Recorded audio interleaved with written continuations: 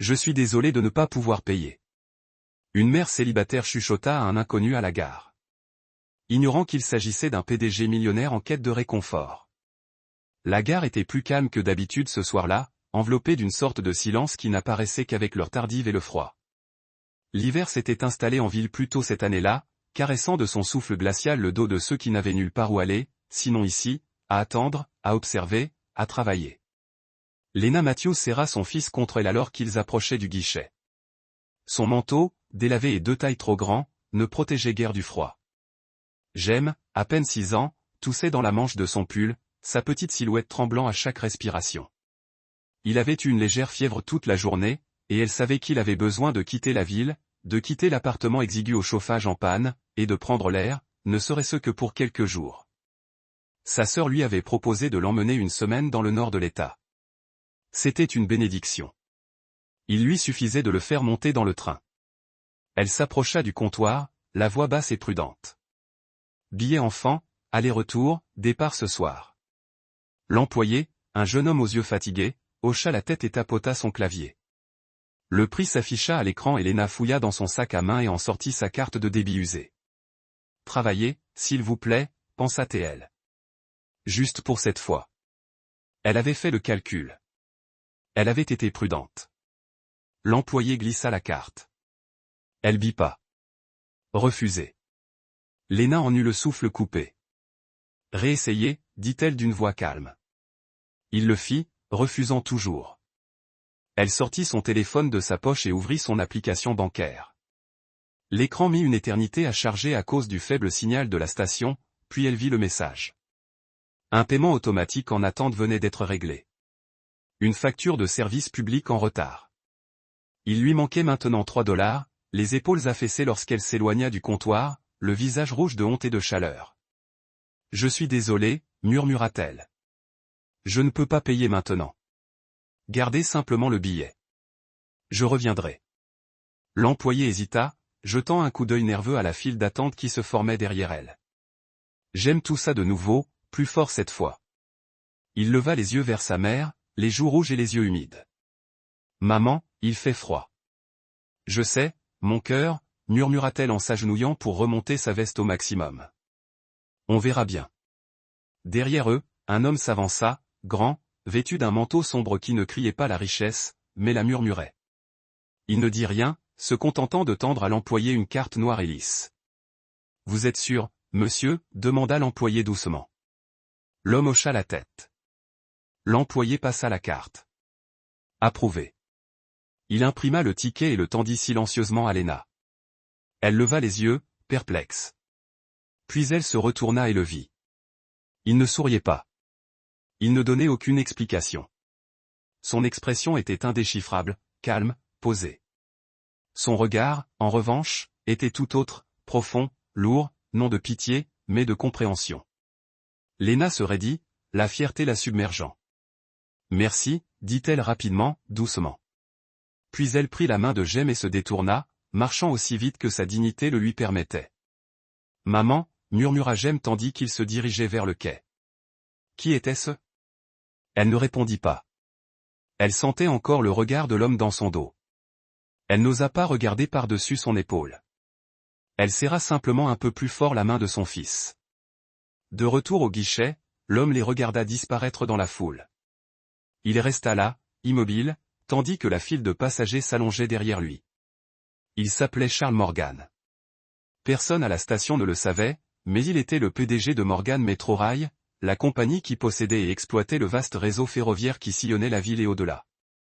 Ce soir-là, il avait choisi, comme souvent, de renoncer à la voiture privée et à l'entrée exécutive par la porte de derrière.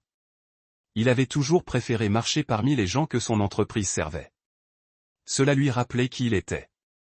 Il avait vu bien des choses au cours de sa vie, des voyageurs, des vagabonds, des sens uniques. Mais quelque chose chez cette femme aux cheveux blonds et aux yeux creux le frappa.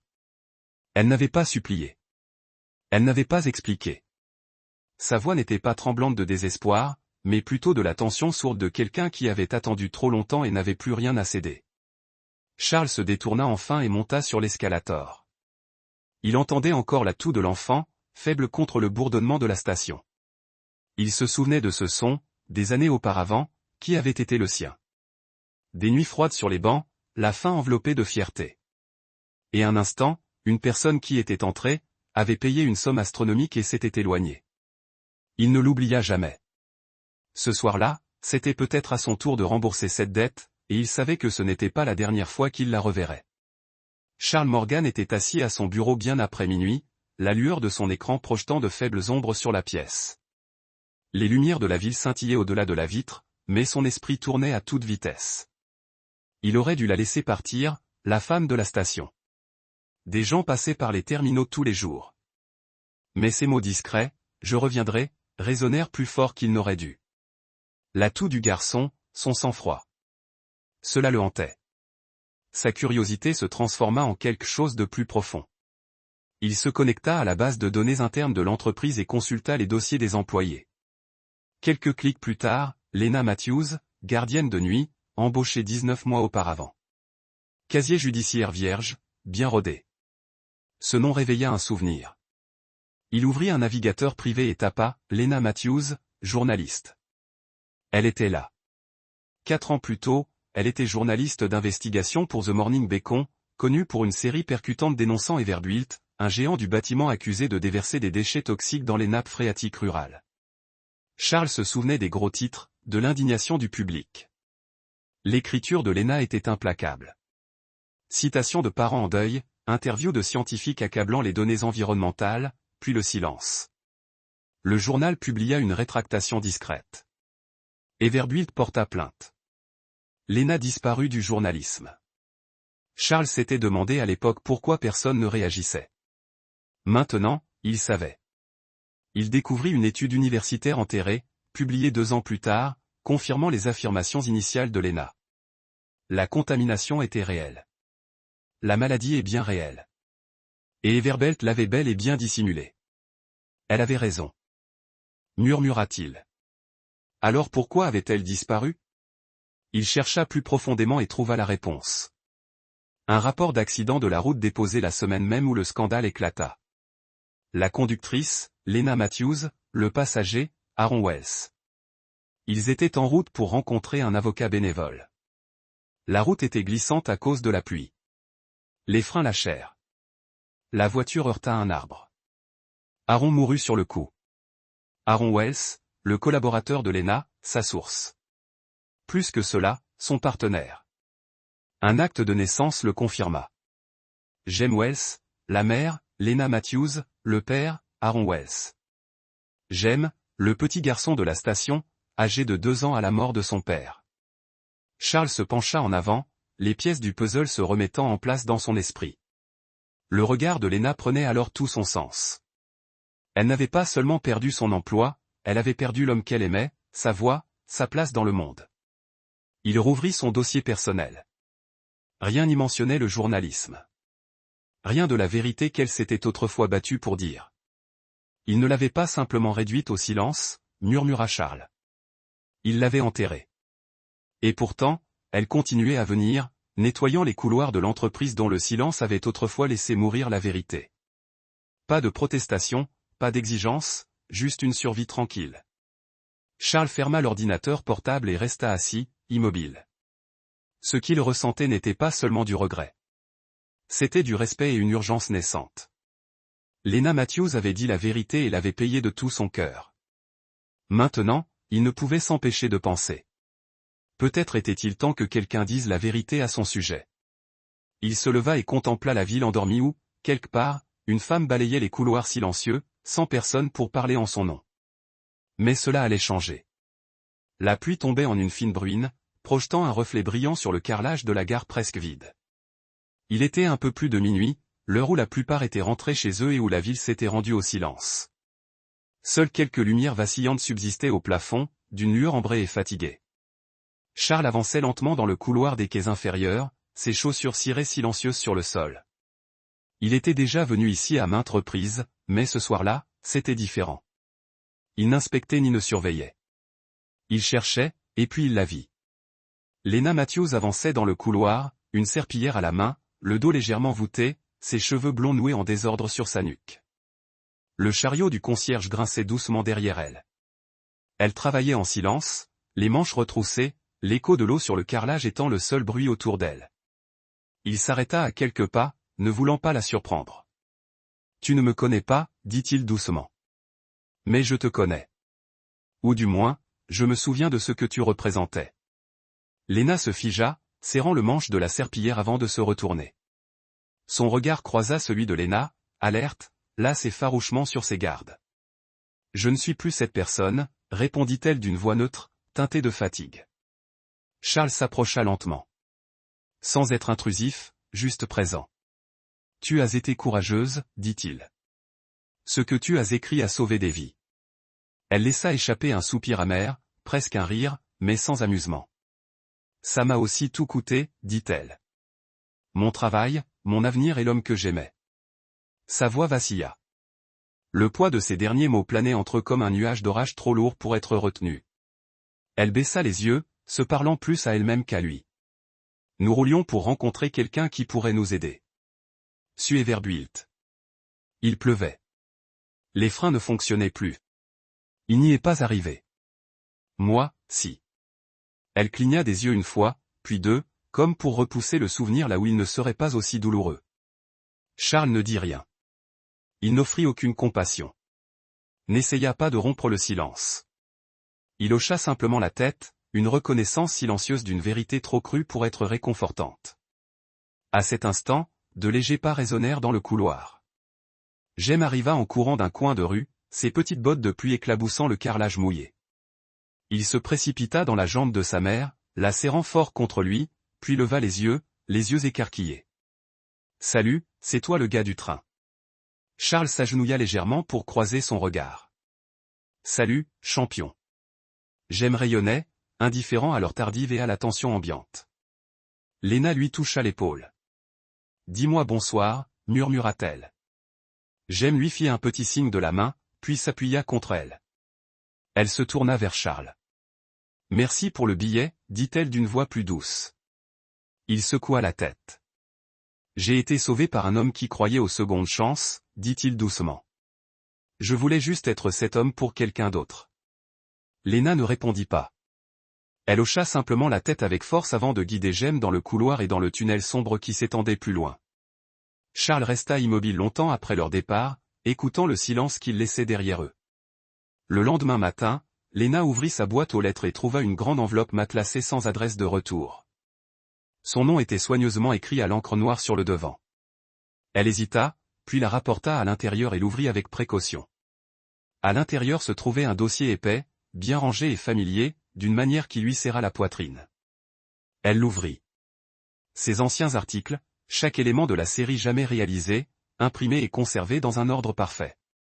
Surlignés étaient les passages les plus accablants, les données environnementales, les témoignages, les analyses chimiques.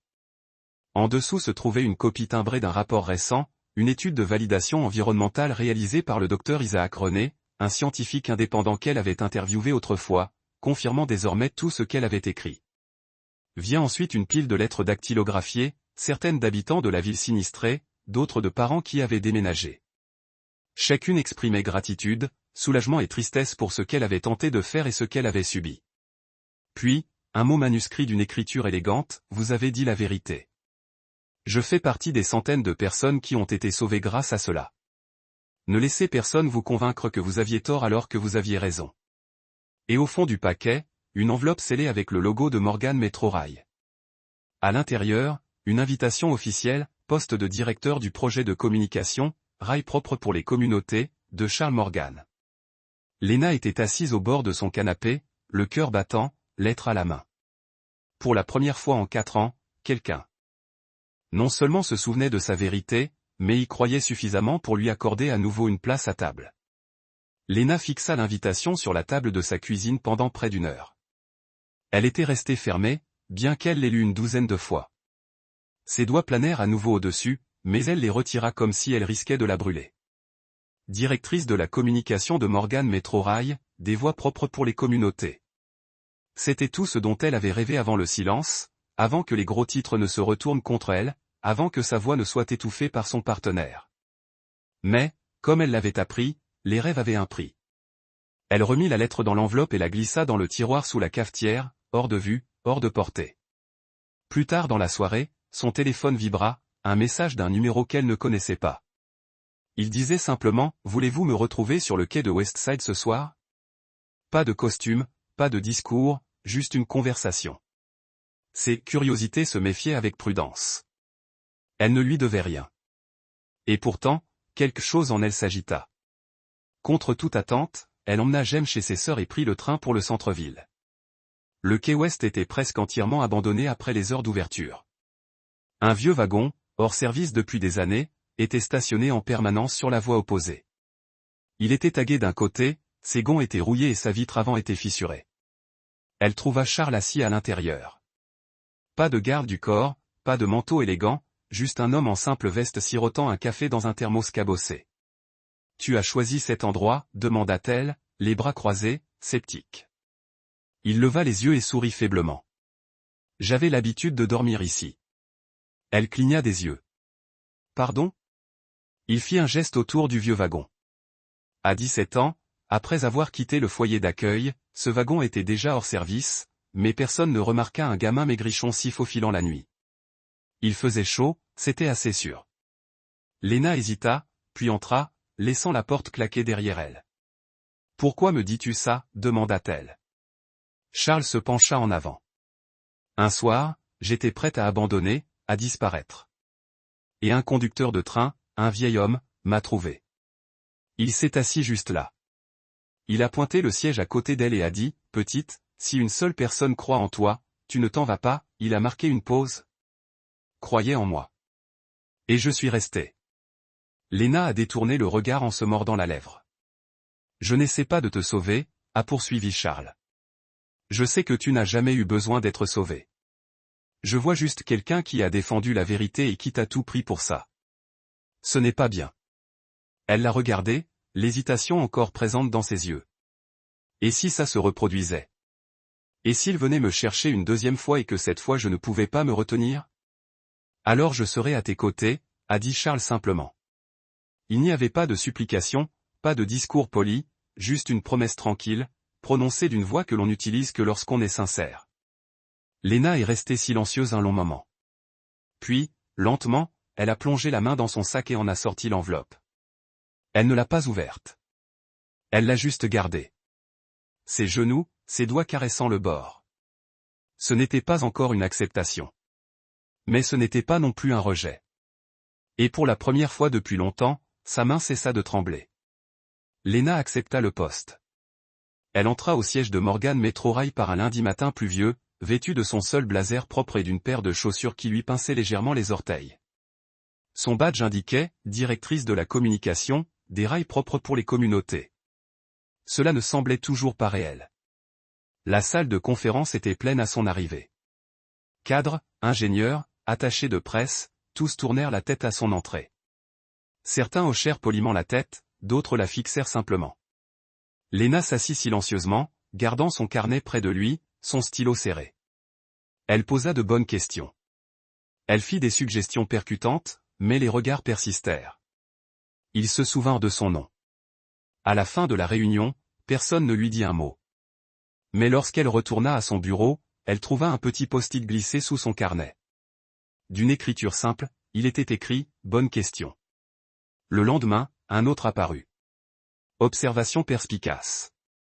Elle n'était pas signée, mais elle savait de qui il venait. Charles ne disait jamais rien directement au bureau.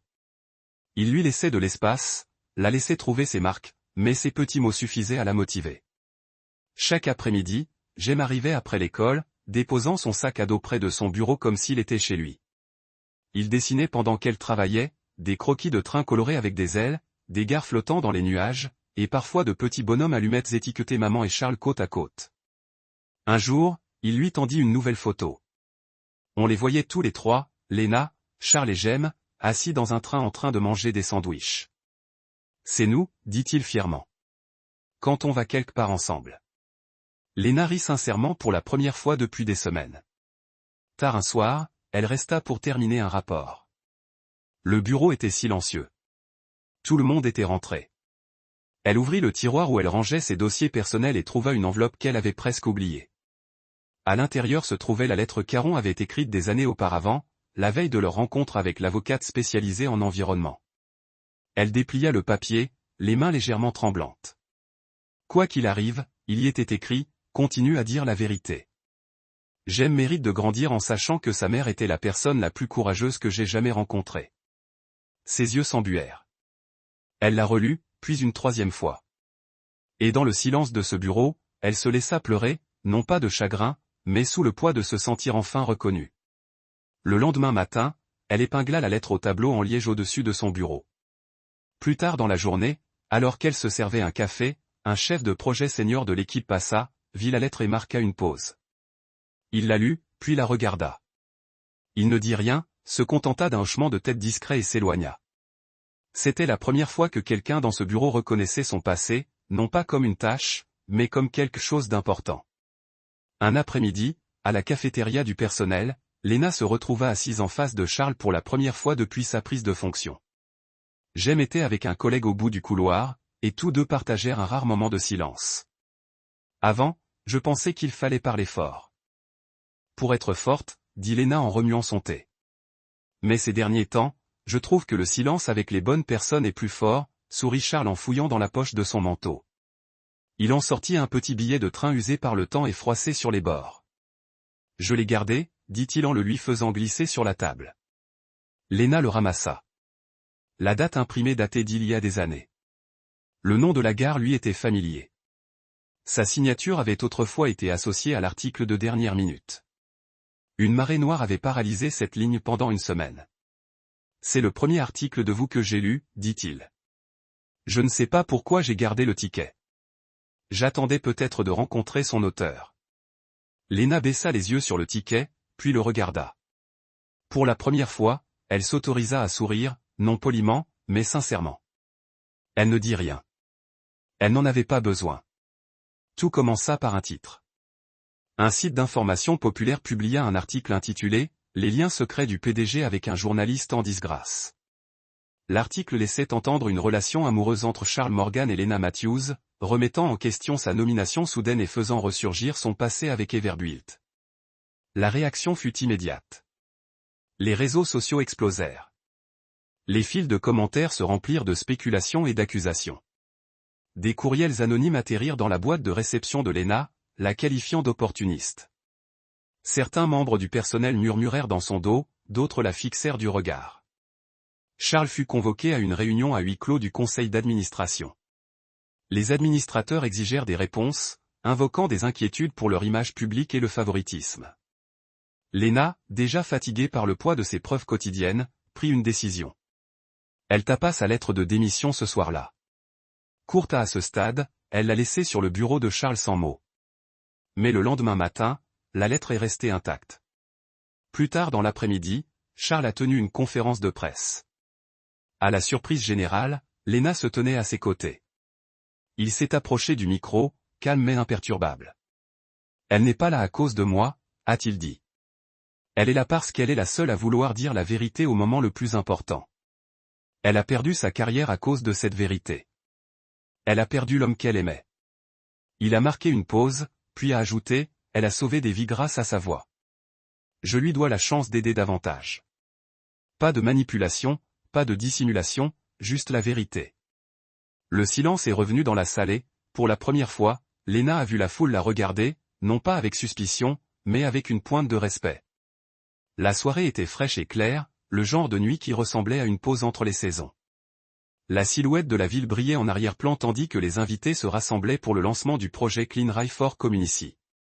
Le lieu était modeste. Un quai de gare rénové transformé en scène à ciel ouvert. Des guirlandes lumineuses chaleureuses étaient suspendues au-dessus de nos têtes. L'odeur de peinture fraîche et de nouveaux départs était omniprésente.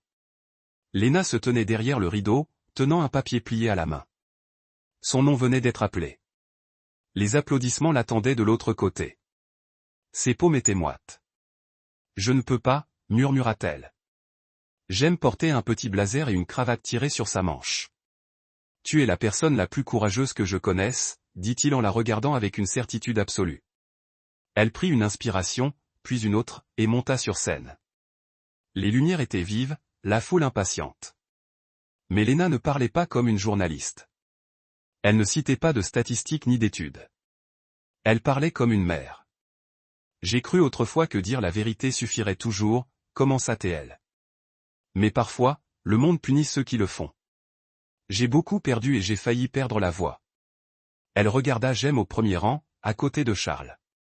Mais quelqu'un m'a donné une seconde chance, et ce soir, je suis ici non pas pour me réapproprier le passé, mais pour construire quelque chose de meilleur. Le public applaudissait, mais Léna ne pleurait pas. Non pas par tenue, mais parce qu'elle n'en avait finalement plus besoin. Les jours se transformèrent en semaines, et le projet prospéra. Léna et Charles travaillèrent en parfaite harmonie, comme deux pièces d'une machine depuis longtemps défectueuse, mais enfin remise en marche. Pas de grandes confessions, pas de déclarations tardives, juste une complicité discrète, une confiance mutuelle dans les moments de compréhension tacite. Il arrivait toujours 5 minutes avant ses présentations, jamais assis au premier rang, mais toujours au même rang. Elle laissait toujours une tasse de café noir à ses côtés lors des premières réunions de planification. Ni l'un ni l'autre n'en parlait, ni n'en avait besoin. Un samedi matin, Léna organisa son premier atelier communautaire, train, vérité et environnement. Dans la gare même où elle avait autrefois lavé les sols à minuit, des enfants des écoles locales se rassemblèrent, les yeux écarquillés et impatients, tandis qu'elle leur parlait de l'énergie ferroviaire propre et des économies d'énergie.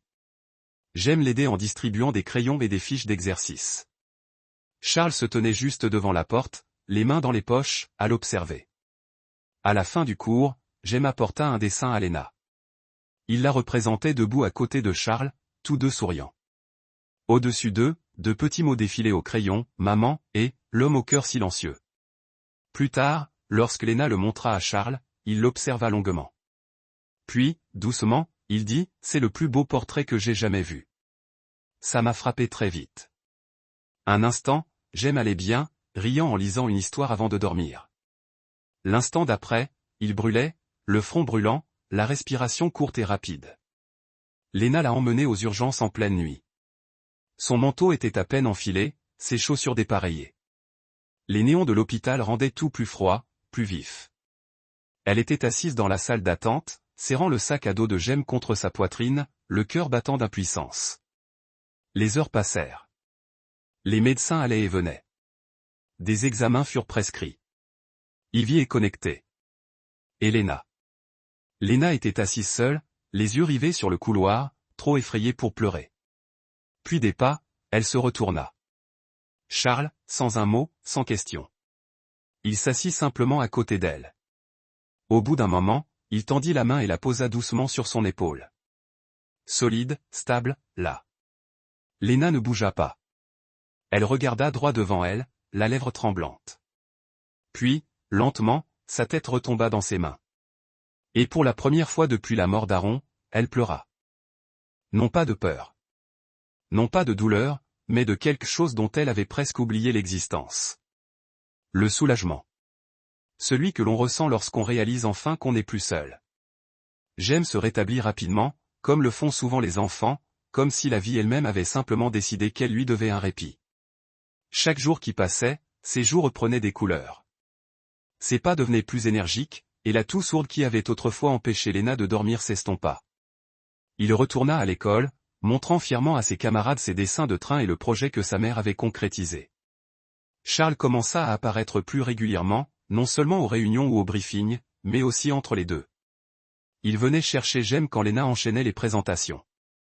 Parfois, il attendait devant l'école de Jem, un café dans une main et un cahier de coloriage dans l'autre. Jem ne se posa jamais de questions.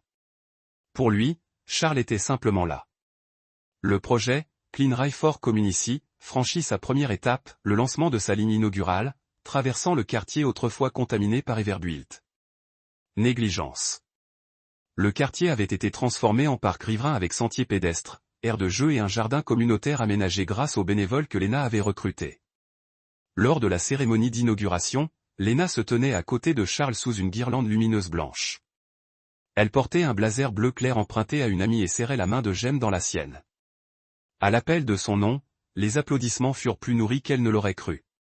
Elle s'avança, parlant non pas de notes, mais de mémoire, de vérité. Et lorsqu'elle recula, Charles ne se contenta pas de lui serrer la main comme les autres. Il se tint à ses côtés. Alors que la cérémonie touchait à sa fin, ils montèrent tous les trois dans le train. Jem se précipita vers le siège côté fenêtre, le visage collé à la vitre, les yeux écarquillés. Léna s'assit à côté de lui. Charles prit le siège de l'autre côté de l'allée, puis marqua une pause et se plaça à côté d'elle. Ils restèrent silencieux un moment, laissant le rythme des rails parler pour eux. Puis, doucement, Charles se tourna vers elle.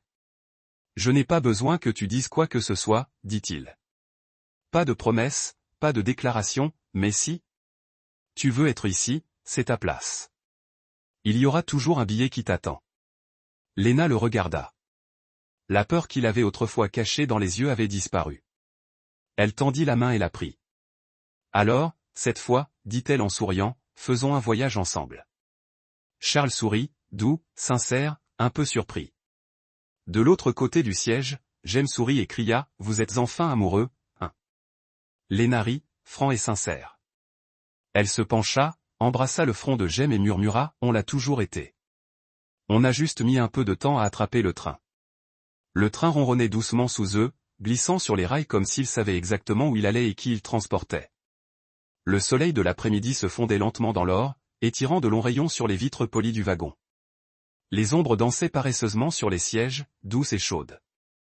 Dehors, les collines défilaient comme des vagues, leur vert adouci par la lueur orangée de la fin de journée. Jem s'agenouilla sur son siège et fouilla dans son sac à dos pour en sortir une feuille pliée. Avec une concentration déterminée, il lissa le dessin contre la vitre du train et colla un morceau de ruban adhésif à chaque coin. Le papier se froissa légèrement en adhérant à la vitre. Le dessin était enfantin et lumineux, réalisé au marqueur et au crayon. Il représentait une gare, un train rouge et argent, et trois petits personnages se tenant la main devant. L'un avait les cheveux blonds, l'autre portait une cravate. Le plus petit arborait un grand sourire et une cape drapée dans le dos. Au-dessus d'eux, d'une écriture soignée et carrée, figuraient les mots « Notre maison ».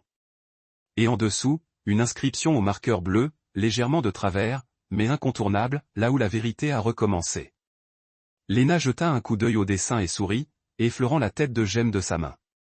Il s'était endormi, blotti contre elle, une petite main serrant encore un coin de son chef-d'œuvre. Elle s'adossa au siège et, tandis que le train s'engageait lentement dans un virage à flanc de colline, elle laissa sa tête reposer sur l'épaule de Charles. Aucun d'eux ne parla. Il n'en avait pas besoin. Le silence était chargé de souvenirs, de guérison, de la douce certitude qu'ils étaient enfin arrivés à un endroit qui leur semblait paisible. De l'extérieur, le train poursuivait sa route, tel un ruban argenté serpentant à travers les douces courbes de la terre, avançant sans hâte, sans bruit, mais avec régularité.